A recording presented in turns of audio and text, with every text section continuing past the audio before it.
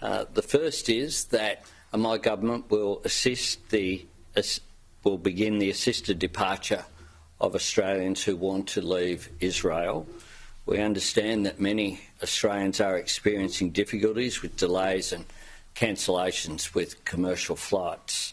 For Australians who do not already have plans to leave through commercial options, Australian government assisted departure flights will depart from Friday. And I want to thank Qantas for making their facilities available for flights to travel from Ben Gurion Airport to London.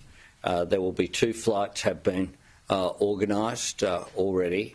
Australians who want to leave Israel on our assisted departure flights must register with the Australian Government's 24-hour Consular Emergency Centre.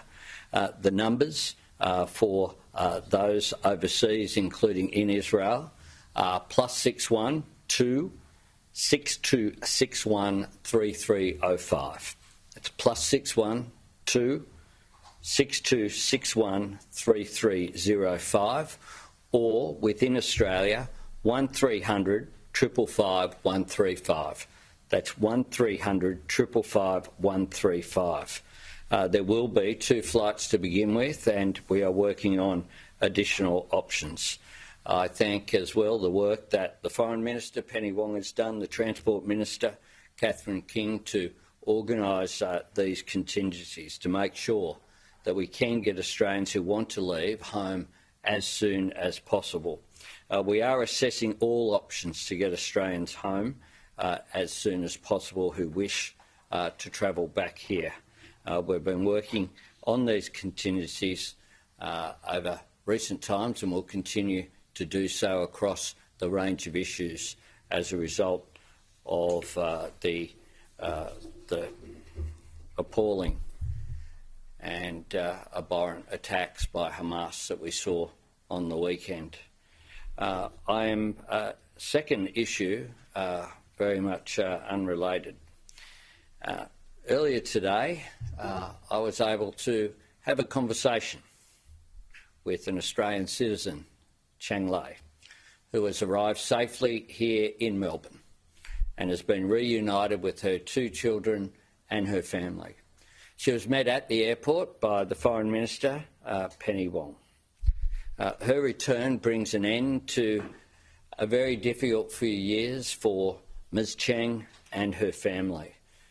This is an outcome that the Australian Government has been seeking for a long period of time, and her return will be warmly welcomed, not just by her family and friends, but by all Australians.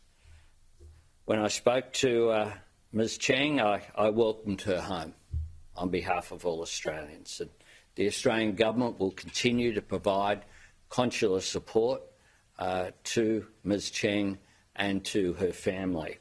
As has been the case throughout her detention, our focus remains on her interests and welfare, and we ask that her privacy and that of her family be respected at this time as she adjusts to what has obviously been a very difficult and traumatic period for her in her life. Happy to take questions. Prime Minister, was anything negotiated to facilitate Ms Lei leaving China and coming to Australia?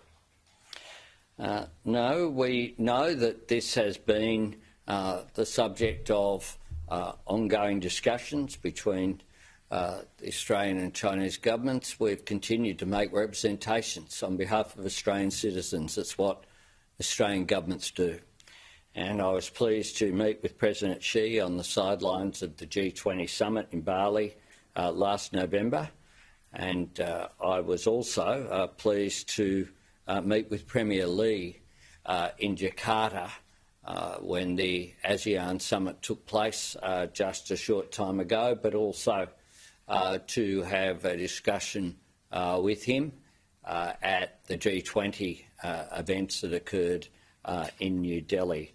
Her release follows the completion of judicial processes in China.